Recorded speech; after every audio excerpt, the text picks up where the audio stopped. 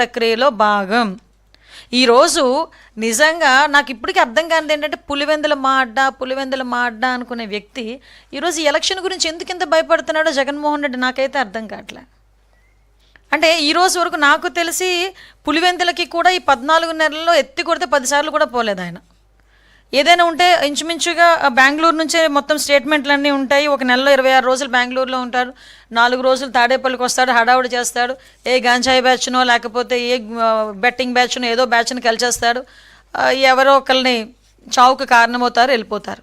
కానీ ఈరోజు పులివెందుల ఎలక్షన్ విషయంలో ఇతను అవినాష్ రెడ్డి గారు కలిసి ఈరోజు చేస్తున్న ఆరోపణలు చూస్తూ ఉంటే నిజంగా వీళ్ళకి అవగాహన నుండి మాట్లాడుతున్నారా, ప్రజలను మభ్యపెట్టడానికి మాట్లాడుతున్నారా? నేనైతే ప్రజలను మభ్యపెట్టడానికి మాట్లాడుతున్నారని చెప్తా. ఇప్పుడు ఎలక్షన్ కమిషన్ ఈ స్లిప్స్ పంచుతారు, మన డిపార్ట్మెంట్ తరపున స్లిప్స్ అందరికీ కూడా పంచుతాం. వీళ్ళు ఏమంటున్నారు, ఎవరైతే ఓటర్స్ ఉన్నారో వాళ్ళు బెంబేలు పడిపోతున్నారు. దేనికి? ఓటర్ లిస్టులో ఏదైతే ఓటర్ స్లిప్ ఉంటామో ఆ స్లిప్లో వాళ్ళు ఏ బూత్లో చేస్తారో వే ఏంటి, ఎవ్రీథింగ్, ఎన్ని కిలోమీటర్లు అన్నీ కూడా ఓటర్ స్లిప్లో డెఫినెట్గా ఉంటాయి. సో ఓటర్ స్లిప్లు పంచడం అయితే నిన్న ఈవినింగ్కి 95% అయిపోయింది. ఈ రోజుకి 100%, 100కి 100% కూడా ఓటర్ స్లిప్స్ డిస్ట్రిబ్యూషన్ అనేది కూడా జరిగిపోయింది. సో ఇందులోని ఎవరు కూడా వాళ్ళని మభ్యపెట్టడానికో ఏదీ లేదు. వీళ్ళు ఏమనుకుంటారంటే, నేను చాలా సందర్భాల్లో చెప్తా ఉంటా, పచ్చకామెరలోడికి లోకమంతా పచ్చగానే కనిపిస్తుంది. వీళ్ళకి దొంగ ఓట్లను తీసుకొని వచ్చేది, లేకపోతే ఓటర్లను మభ్యపెట్టేది, భయపెట్టేది. మీకు గుర్తుందో లేదో, ఈ 2021 జడ్పీటీసీ ఎంపీటీసీ ఎలక్షన్స్ టైంలోని ఆ టైంలో నామినేషన్ వేయటానికి వెళ్ళినా కూడా నామినేషన్ని చేతిలో లాక్కుని చింపేసిన సందర్భాలు కూడా ఉన్నాయి. మీ చీరల్లో దాచుకొని నామినేషన్ పత్రాలు వెళ్ళి ఎలక్షన్ కమిషన్ అక్కడ వెళ్ళి ఎలక్షన్ ఆఫీసర్కి ఇచ్చిన సందర్భాన్ని కూడా గుర్తు చేస్తున్నాను జగన్మోహన్ రెడ్డి. ఈరోజు పులివెందుల్లో కానీ ఒంటిమెట్లో కానీ ఎక్కడా కూడా 11 నామినేషన్లు పడినాయి ఒక పులివెందుల్లోనే. అంటే ఒకసారి మీరు ఆలోచన చేసుకోవాలి.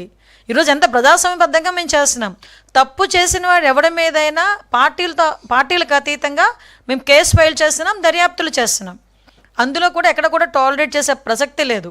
మేము ప్రజాస్వామ్యబద్ధంగా వెళ్తున్నాం. నీతికి నిజాయితీకి విలువలతో కూడిన రాజకీయాలు చేయడానికి సిద్ధపడ్డ వ్యక్తి చంద్రబాబు నాయుడు గారు. అటువంటి వ్యక్తి ఆధ్వర్యంలో ఈరోజు సీఎం గారు ఆధ్వర్యంలో జరుగుతున్న, సీఎం గారు ఈరోజు సీఎంగా ఉన్న నేపథ్యంలో ఎలక్షన్ కమిషన్ ఆధ్వర్యంలో జరుగుతున్న ఎలక్షన్ ఇది. ఎక్కడా కూడా ఎటువంటి అవకతవకలకి కానీ మీరంటున్న ఆరోపణలు అటువంటి పరిస్థితే ఇక్కడ లేదు అని చెప్పడానికి నేను విత్ ప్రూఫ్స్ కూడా చూపిస్తున్నా.